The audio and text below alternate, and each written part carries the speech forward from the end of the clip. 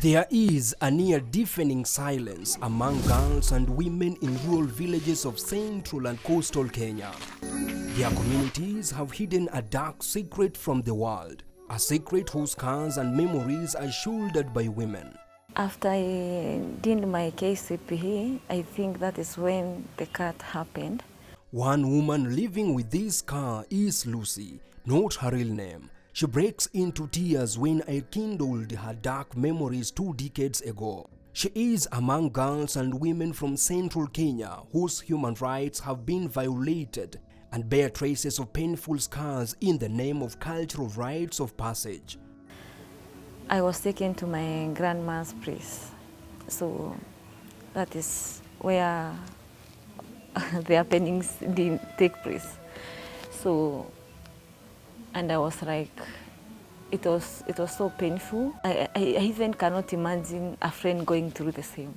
So after that, I ran away from home.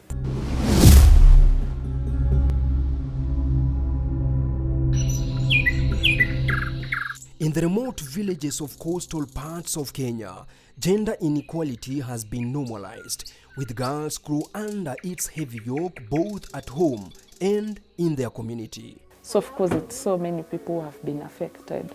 As the hissing wind blew, raising the heavy tides of the blue ocean, for Mwaka, it was a day of reckoning. She recalls how she and other girls were rounded up and taken in for a cult ritual in the name of transforming to adulthood. From that day, she lost the pride of being a charming Mijikenda girl. It is something that it has bothered my mind since I was around 12 years up to today. Mentally, something that has given me depression, bitterness. I've lived a bitterness life. Like, even sometimes it's something that has affected my brain to some extent. You get yourself praying like, God, make a miracle. Like I wake up tomorrow and get myself, I'm having the clit back, of which it is impossible. I think I cast the days. Why does this culture continue in so many countries? And what will it take to put an end to it? I mean, I get young girls here who are 20, 21, who want some form of corrective surgery. And that tells me that it's still happening. And it's all done to suppress or control women's sexuality. And that's a greater societal question. Why do we not trust women to be sexually free? FGM practice is deeply rooted in the religious and cultural beliefs of communities, and the prevalence is still high among Somalis at 94%, Samburus 86%, Kisis at 84%, and Maasais at 74%. Lucy and Mwaka are among 3 million women and girls in Kenya who have been forced to forego their human rights under the oppressive customary laws of their communities. Even though you see me and you hit up on me and we say, okay, sawa, I wasn't okay. And I was like, how will this guy understand that I went through this, not with, I was not aware of what was happening. I was young, I was forced, all those things. It makes it difficult for women to have sensation. Sometimes the birth canal is closed, so they have difficulty passing a child. Sometimes they get infections because things are obstructed.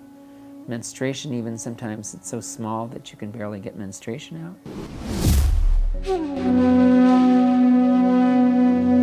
Though the mental scars and emotional toll cannot be undergone, there is hope that part of the physical damage caused by FGM can be undergone through reconstructive surgery. 50 women have successfully undergone this surgery out of hundreds of applicants. Lucy and Mwaka are lucky to be on the list. 60 to 70% of the 50 patients were married. Unfortunately, a big chunk of them were also divorced. The procedure is about an hour. Recovery is about 3 to 4 hours, and then about another 6 weeks.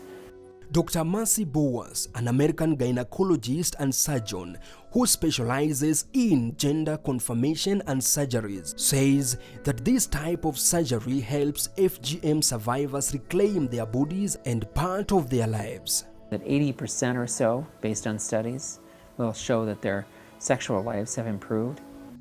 While Dr. Abdullahi says the arc of moral universe is slowly bending towards social justice, but a lot needs to be done to recognize the harm done so far. It's a good beginning.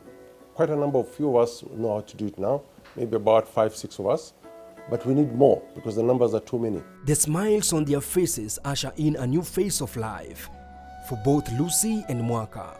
Though they have led a tormented life, they are now ready to take a step forward into a different future. After the healing period, I think now I can get into a serious relationship. That's my, my agenda. But like today marks the true me. The true me, like no masking, no what. I am just me. And now I'm proud. As the saying goes, a stitch at a time saves 9. Dr. Abdullahi is hopeful that his efforts and those of others in fighting to end women's rights violation, putting a smile on the faces of FGM survivors, will bear fruits. The solution is prevention, community awareness. Surgery is to help those who really want to come and cannot live with the scars and the deformity. But the main solution eventually will be education, prevention.